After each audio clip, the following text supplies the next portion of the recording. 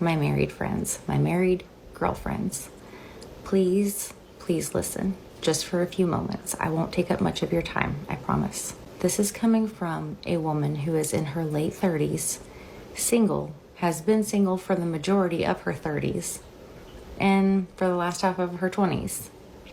Coming from me. If you are not having sex with your husband, I promise you, he is going to find someone else who will. Don't kill the messenger. This is coming from a place of love, from me to you. There are women out there who not only are okay with having relations with married men and keeping it a secret and never telling a soul, and there are also women out there who prefer married men. They actually seek them out. They seek out the ring. I don't understand it. I will never be able to understand it or comprehend it. I just know that it's happening. Ladies, men are designed to reproduce. Kind of not even their fault. It's just, it's the way they're made up. It's biological. That's just how they are. They think with the wrong head. They do. It's a fact. It's science. It's biology. I didn't mean to get so passionate just then, but if you're not fulfilling his needs, he's going to find somebody else who will. This should not even be a conversation that we should be having. This should be standard knowledge. Like, we shouldn't even be coming from a place of duress. We should be coming from a place of abundance, meaning that we shouldn't be teaching it or having to teach it, because I think that she's absolutely right. We shouldn't have to teach this from the lens of, if you don't do it, somebody else will. It should be a conversation of, you should love to do this because this is the beauty of being married. This is a part of being married or being in this phenomenal relationship that you're ultimately going to be with each other for the rest of your life. But I see so many women, and this is a refreshing take on a subject that we've kind of seen devolve into the worst of society. And this is a refreshing take because I'm so used to seeing women saying the most negative, evil things, how bragging about how they've reserved box from their husband over the last year, over the last 6 months. Don't give him none unless he did this or he does that.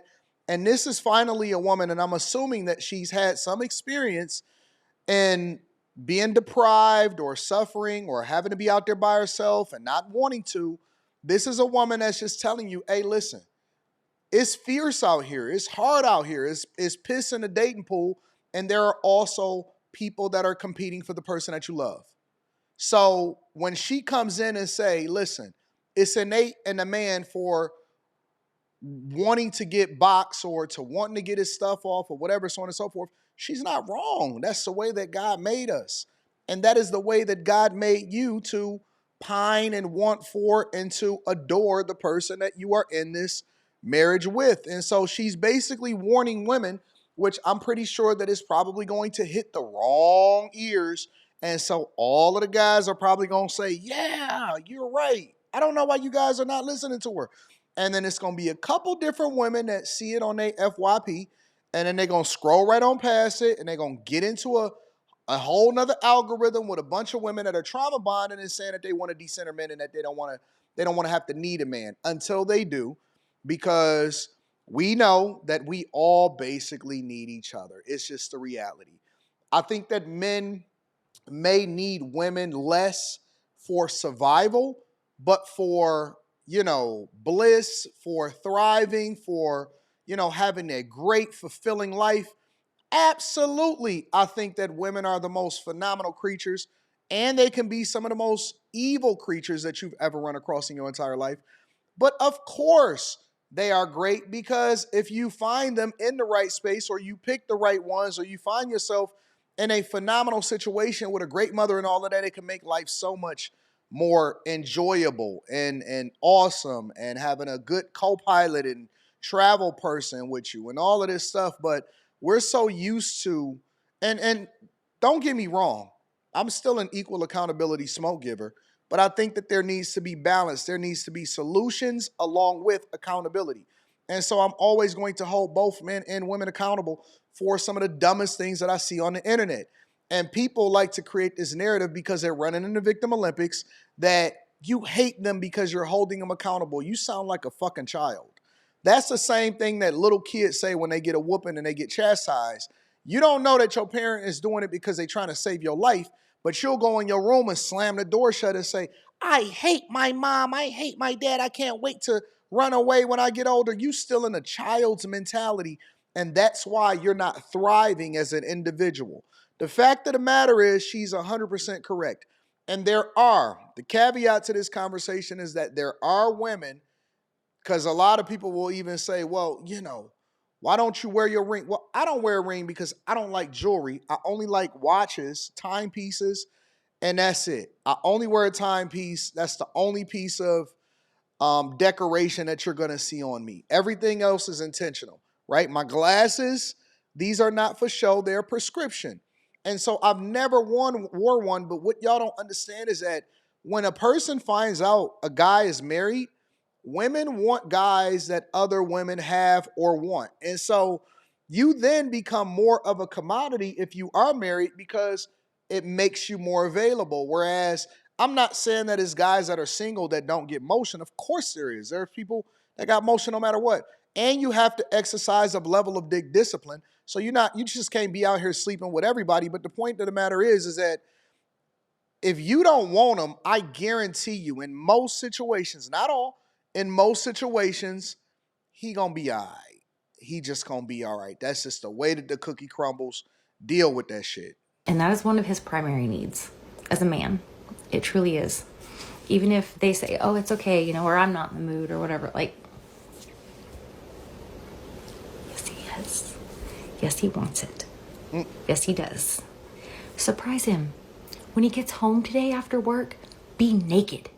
This should not be hard. This should not be difficult because they do all of this stuff for the people that they want.